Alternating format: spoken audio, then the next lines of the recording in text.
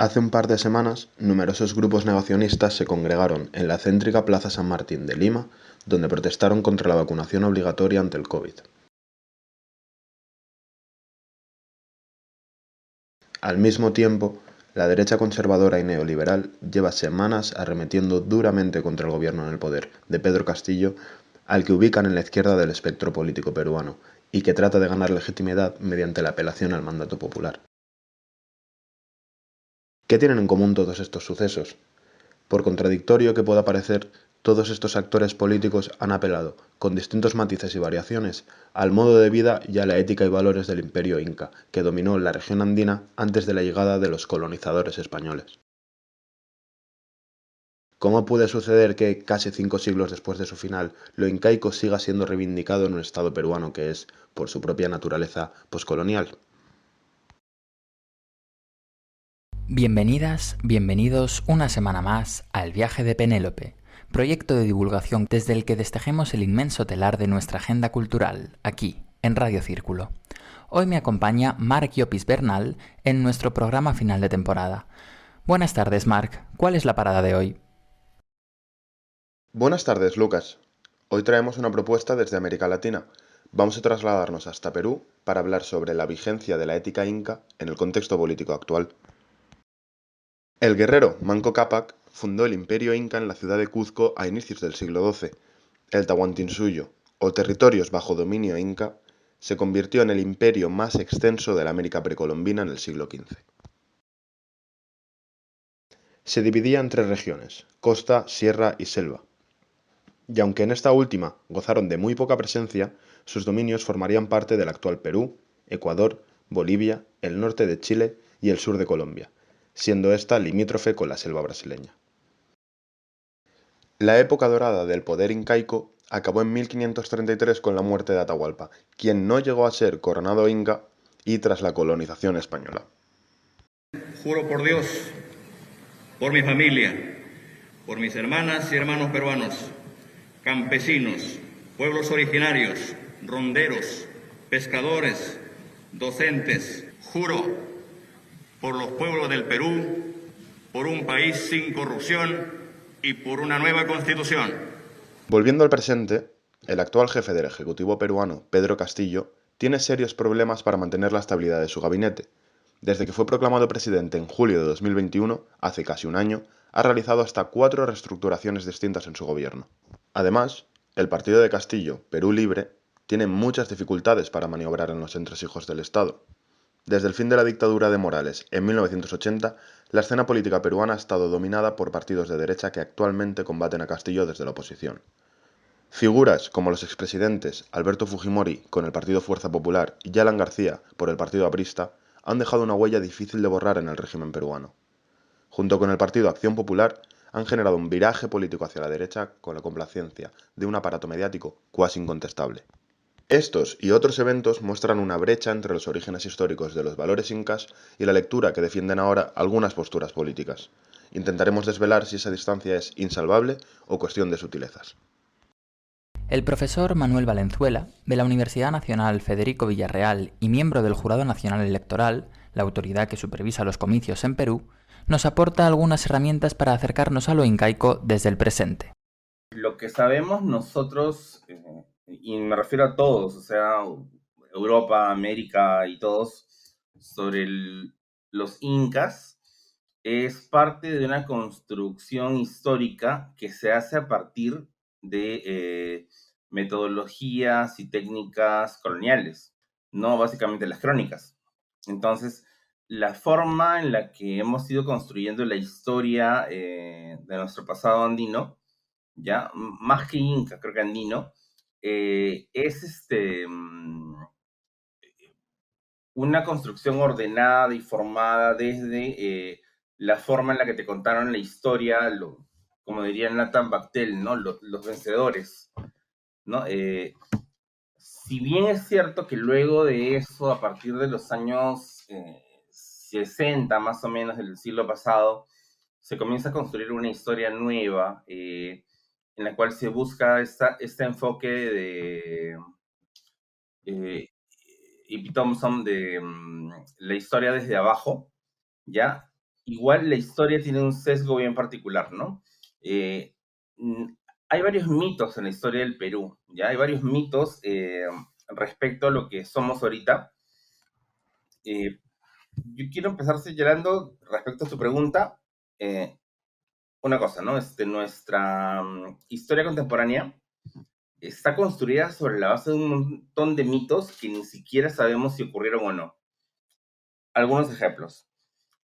A todos los chicos del colegio de primaria les dicen de que la bandera peruana, el rojo y blanco, se crea porque un día el general don José de San Martín, el Libertador, se quedó dormido en la bahía de Paracas y comenzó a mirar unas parihuanas, que son esas aves como unos flamingos, ¿no? Que tienen las alas rojas y el pecho blanco. Y según eso, él pensó en la bandera, ¿no? Lo real es que la bandera peruana es roja y blanca porque hubo un concurso público, abierto, ¿no? Y no hubo ningún sueño. San Martín no era un tipo que estaba durmiendo en la bahía pensando, quiero soñar con la bandera. No, no. O sea, hubo un concurso público en que se convocó al diseño del símbolo patrio, ¿ya? Y que incluye el escudo nacional. Respecto a, por ejemplo, la imagen de Simón Bolívar, ¿no? La imagen de Simón Bolívar en Perú, si tienen la oportunidad de revisar algún museo o revisar los museos virtuales que tenemos acá en Perú, es un hombre blanco, alto, ¿no? Sin embargo, Simón Bolívar, como lo pintan en Colombia y como lo pintan en otros países, es un hombre más bien trigueño, más orientado incluso afrodescendiente y bajo.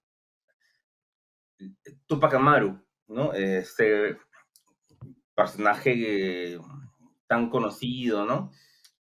Antes de 1968, nadie conocía a Tupac Amaru en el Perú. Es más, Tupac Amaru II, así es. Ya su imagen había sido prohibida y recién con la revolución o el golpe de Estado de Juan Velasco Alvarado, se obliga a que en las escuelas públicas se cuente un poco la historia de este personaje. Pero, ¿cómo es que este personaje era representado visualmente? El Tupac Amaru que ustedes van a ver si colocan Tupac Amaru en Google es es prácticamente un superhéroe peruano, ¿no? Es un tipo alto, fornido, vestido como cacique, pero musculoso, ¿no? Con las venas así salidas, pero lo cierto es que el Tupac Amaru real era un tipo muy bajo, que es la estatura del peruano promedio, es baja, ¿no? Cobrizo y delgado, muy, muy delgado. Entonces, hemos idealizado ciertas imágenes. Ahora, respecto a qué nos queda de este pasado inca que tú me preguntas, yo creo que lo que nos queda es un pasado andino, pero muy mestizo. El Perú tiene una característica, o los peruanos tenemos una característica, ¿ya? No somos tanto de resistencia cultural, sino más somos de adecuación cultural. Sin embargo, las apelaciones actuales a la ética inca o andina no son las mismas en las distintas regiones de Perú, ni tampoco tienen un único significado. Andinismo y conservadurismo pueden darse la mano. Entonces, la presencia andina, la presencia inca la encontramos en todo el Perú, es como un factor común, pero solamente en la costa y en la sierra. Si tú pasas a la parte amazónica del Perú, a la selva, ¿no? Loreto, San Martín, Amazonas, eh, lo andino desaparece. Desde la gastronomía, desde los sabores, desde la forma en la que la gente se comporta. Eh, y lo andino va muy vinculado también al conservadurismo. Y es interesante porque en el mundo andino, en las regiones de la sierra, hay mucha fe católica. Esta fe cristiana conecta, naturalmente, con lo europeo y con la llegada de los españoles a la región. Pero ¿qué imagen social pervive hoy sobre la llegada de los conquistadores? Rafael Mora, doctor en filosofía por la Universidad de San Marcos, nos da unas pinceladas del legado colonial. Trajeron la moneda y con eso pues todo lo demás, ¿no? La ambición, la apetencia, la envidia, el deseo del ajeno y de lo prohibido, el sistema de seguridad de la típica propiedad privada, ¿sí? En el Tahuantinsuyo no habían puertas, por ejemplo.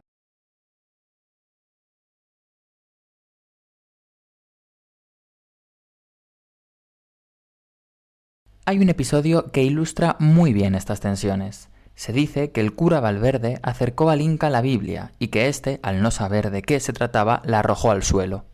El Inca, a diferencia del español, no veía lo sagrado de la vida y el mundo en un libro, sino que más bien eran los elementos de la naturaleza los que conformaban lo divino, ya que era politeísta o panteísta. Para el Inca existían tres pachas: el mundo de los dioses de arriba, el mundo de los vivos de aquí y el mundo de los muertos de abajo. Sin embargo, pese a la brutalidad colonial del pasado, Manuel nos cuenta que hay muchos rasgos del imperio inca que aún hoy perviven en Perú. Guardamos muchas de las cosas del mundo andino, más que en comportamientos o formas, ya en usos prácticos. Por ejemplo, técnicas como el secado de la carne se siguen usando, ¿no? Lo que le llamamos el charqui, el uso de ciertas técnicas de arte se siguen conservando, ¿no? El pintado de flores en las paredes, o murales, ¿no? Que era muy común de la época. Y lo otro, y algo que va más a profundidad de las relaciones sociales, las dotes. En el mundo andino, para poder contraer matrimonio o convivir con una mujer, el denominado Servinacui, ¿ya? Era necesario que el varón ya le entregue una dote de tierra, una porción de tierra al padre de la novia. Esta forma de entender las relaciones sociales va más allá del matrimonio y se plantea, en general, con todos los vínculos de parentesco. Acá en el Perú es muy común ya, de que tengas un montón de sobrinos o de hijados, ya. Por ejemplo, si yo conocí a una persona que, bueno, se hace mío, mi compañero de trabajo, ya me presenta a su hijo y me presenta, mira, él es tu tío Manuel. Y yo no tengo nada que ver con ese niño, pues, ¿no? Pero las lógicas de parentesco acá te dan esa afinidad, esa familiaridad de convivencia. Y tiene que ver con el mundo andino en relación a que somos una sociedad muy, pero muy, que establece vínculos muy, muy fraternales, ¿no? Y esos vínculos fraternales son muy comunes en sociedades agrarias. En las sociedades agrarias es necesario de que tengas una familia extensa. ¿Para qué? Para el trabajo con la tierra. Como vemos, muchos usos y costumbres sociales del Perú actual están vinculados con la ética inca precolonial, pero estos principios tan arraigados socialmente tienen un difícil encaje cuando nos trasladamos a la arena política. A nivel de representación del poder legislativo, nosotros tenemos un problema, ¿no? Que bueno, primero que nada que tenemos una sola cámara, ¿ya? Y lo otro es que el mundo andino es utilizado como instrumento político, o mejor dicho, el mundo indígena, en general más que andino, es utilizado como instrumento político, eh, pero no como fuente fidedigna, ¿no? ¿A qué me refiero con eso? Eh, el, el, el pasado que tenemos nosotros ya implica un cierto orden, unas ciertas jerarquías y ciertos discursos. En el Parlamento peruano, cada grupo político quiere utilizar el discurso andino a su conveniencia, ¿ya? Sí, no seas mentiroso, no seas ladrón, ¿no? Eh, pero cada vez que se escapa un pequeño detalle, lo que sale es un rechazo al mundo andino. Hay una imagen muy fuerte que pueden revisar ustedes en los archivos digitales que hay. El día de la juramentación del presidente de la República, ya, el presidente de la República sale del Congreso, se presenta al lado de la presidenta del Congreso, que es una mujer blanca, alta, de una clase social muy privilegiada, y el presidente lo que hace es que intenta darle la mano, ¿no? Y ella le hace así, ¿no? O sea, les tira la mano como diciendo, no, ahí nomás, ¿no? Según ella, el pretexto fue que eh, hay una distancia social por el COVID y no iba a permitir que se acerque, ¿no? Pero el mismo día se ve que está muy abrazada con otros de sus colegas, ¿no? Entonces, no hay una relación real. En este momento, nuestro Parlamento considera que el presidente de la República es un inútil, es un incapaz, que no sabe gestionar, pero en el fondo también el discurso profundo que hay detrás de eso es, lo voy a decir con esas palabras, ¿no? Este cholo no nos puede mandar, ¿no? Este indio no va a estar gobernando. Ellos no han sido criados para eso, ¿no? Tenemos una estructura social muy, pero muy discriminadora con el pasado andino, ya que no permite realmente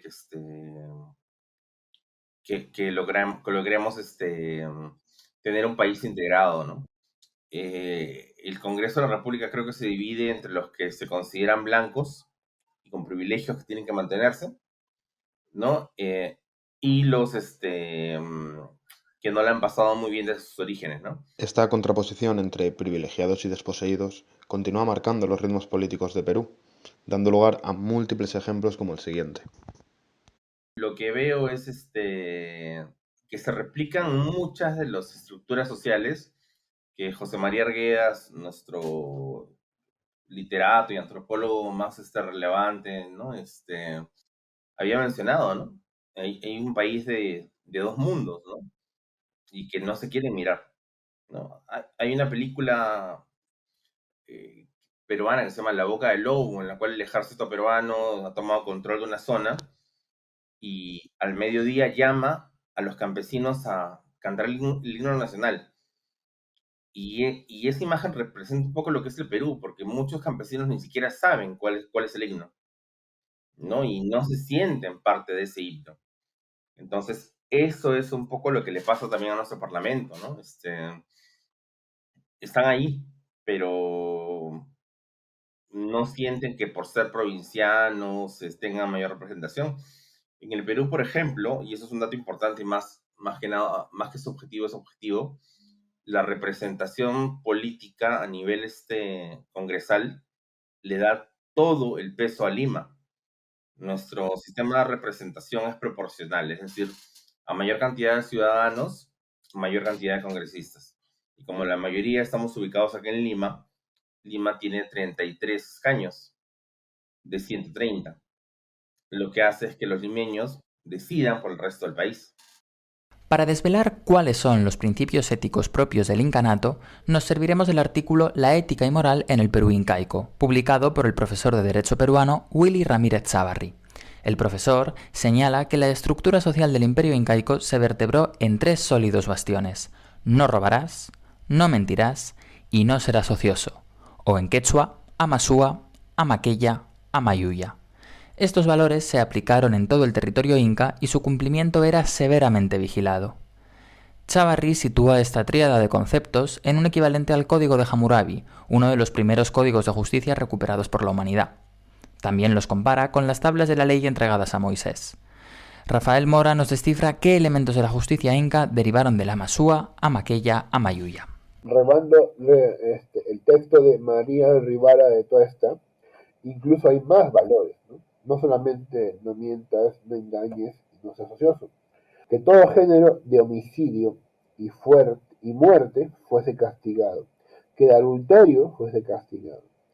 Quien forzare doncella fuere castigado. Que tuviera relaciones con su propia hija o hermana fuere castigado.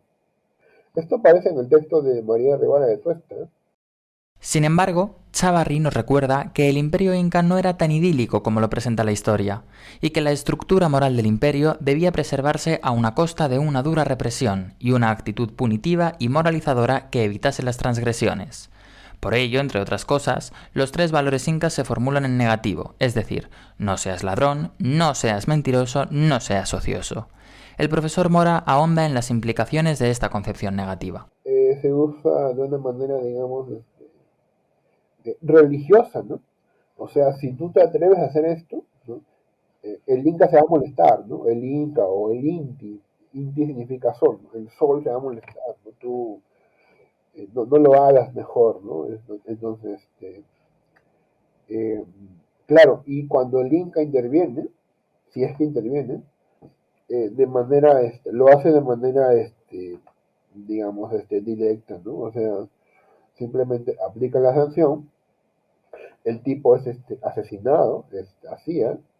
Y los demás también captan la idea, ¿no? O sea, no retes las normas, no retes al Inca. Por otra parte, esta ética tan presente en los runas, hombres en quechua, también tuvo repercusiones positivas en la vida de las comunidades bajo dominación inca. La mita, que es el trabajo que se hace en favor del Inca, y también la minga, que es el trabajo que se hace en favor de tu propia población, ¿no?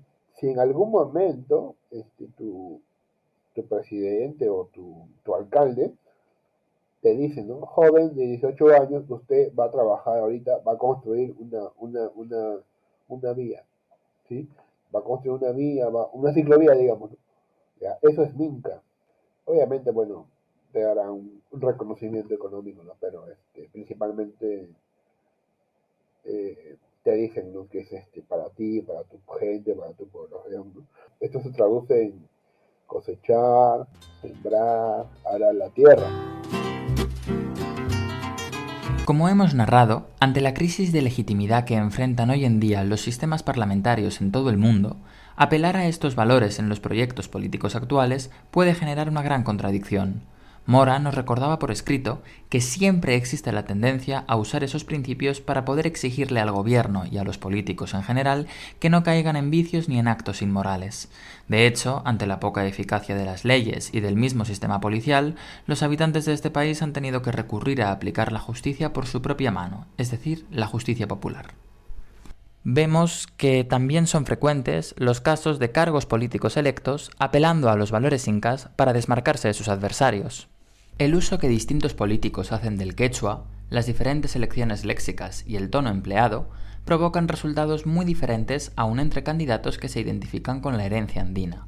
El profesor Mora nos evoca algunas intervenciones de Ciro Gálvez, candidato a las elecciones de 2021 por el partido Renacimiento Unido Nacional, antiguamente llamado Renacimiento Andino. Nosotros somos hombres. A todos los ladrones vamos a matarlos para que nuestros hijos vivan bien. Sí, hermanos, los ladrones no nos vencerán. Como buenos guerreros vamos a liquidar a los ladrones. Pero esta retórica tan agresiva no es el único empleo que se le da al quechua en el Perú actual. Qharikunaqa ñamanchataña umachawanchik, hinaspapas mana mallintachu saqiwanchik. Ñuqanchikmi yanukunchik, ñuqanchikmi llamkanchik allpanchikpi. La apelación a los valores incas en el Perú contemporáneo es transversal, y buena prueba de ello es este discurso en lengua quechua que estamos escuchando, pronunciado por Verónica Mendoza. En este fragmento, la excongresista y actual presidenta del movimiento político Nuevo Perú emplea este idioma para reivindicar la fortaleza histórica de las mujeres y su mayor sentido de la responsabilidad política. Este discurso de Mendoza refleja una conexión entre el mundo andino y las luchas sociales contemporáneas, que puede resultar muy próxima en ocasiones. Sin embargo, y como ya hemos visto, estas reivindicaciones también pueden articularse de formas excluyentes. El ya mencionado etnocacerismo es un claro ejemplo de esto, una corriente que proclama la supremacía de la raza cobriza. A pesar de que sus dirigentes pertenecen a las élites del Estado peruano y hacen gala de un potente sentir patriótico en su ideología, eso no les impide apelar al territorio incaico, al Tahuantinsuyo, y reivindicar los 3 valores incas como prueba de su superioridad civilizatoria. Rafael Mora nos cuenta más sobre cómo se formula este racismo del revés. El argumento, te estoy un poquito inventando, pero podría ir así, ¿no? Que nosotros somos escogidos por el sol, somos indios, entonces no podemos permitir que extranjeros vengan a dominarnos o a someternos, ¿no? Somos indios, somos superiores y tenemos que reconocerlo, ¿no? Es un racismo inferior. Podemos apreciar que los 3 grandes valores de la ética incaica continúan muy presentes en la vida política peruana actual. Sin embargo, las formas en las que se manifiestan pueden adoptar tal variabilidad y estar sujetas a tantos intereses contrapuestos que, en palabras de Manuel Valenzuela, es difícil imaginarse una recuperación genuina de lo incaico. Sí están los espacios de conservación cultural, de reafirmación de la identidad, ¿no? Espacios como el Ministerio de Cultura, espacios como acá en Perú tenemos lo que se llaman clubes departamentales, ¿no? Que básicamente son asociaciones de migrantes de determinado departamento del país que deciden juntarse, formar un espacio en el cual conservan valores, tradiciones, música, comida, etc., etc., estilos de arte, ¿ya? Pero también hay otros espacios donde eso se ha llevado a lo político, ¿ya? Y por algún motivo, el cual yo no sé cuál es, ¿ya? Esta dimensión política del mundo andino, o cómo se ha reinterpretado, la dirige hacia una suerte de nacionalismo andino. Pero nacionalismo nazi, ¿no? Son discursos muy radicales de, por ejemplo, el padre de Ollanta Humala, ¿no? Isaac Humala, que Ollanta Humala fue presidente de la República, tiene el discurso etnocacerista, ¿no? En el cual plantea eliminar a los blancos y que la raza cobriza predomine. Y ese discurso va acompañado de un modelo muy, pero muy radical discriminatorio, ¿no? Ahora también hay una equivocada percepción del mundo andino en el cual se considera como un espacio de pureza, de no contaminación de lo occidental, ¿no? Cuando en realidad no es tan cierto. O sea, a ver, en el mundo andino existían sanciones para los que robaban ganado, habían sanciones para los que le robaban la mujer a otro, habían sanciones para los que mataban, y algo que por lógica lo sabemos, si una sanción existe, es porque el delito existe, ¿no? Entonces, no es que los hombres del mundo andino hayan sido puros y castos y libres de pecado, ¿no? Sino que fueron una sociedad como cualquier otra, ¿no? Una sociedad también que fue abusiva, en la que predominó un abuso de clase, una sociedad en la que se utilizó la religión, ¿no? La religión del sol, ¿no? Para beneficio del mandatario, ¿no? Del Inca, porque toda la propiedad pertenecía al sol, y como el Inca era el hijo del sol, bueno, él hacía efectiva acá en la tierra, ¿no? Es una sociedad en la cual la poligamia era muy común, ¿no? Entonces, pensar que hay un estado de pureza, un estado de naturaleza, no es tan cierto, ¿no? Lo que sí es cierto es que hay espacios en donde se conserva la tradición andina y se intenta reafirmar, ¿no? Pero que no son los espacios ni académicos ni políticos, ¿no? Sino son más espacios de diálogo común entre los ciudadanos. Dentro de la academia, lo único que tenemos es un pequeño grupo de lingüistas y literatos, ¿no? Que considera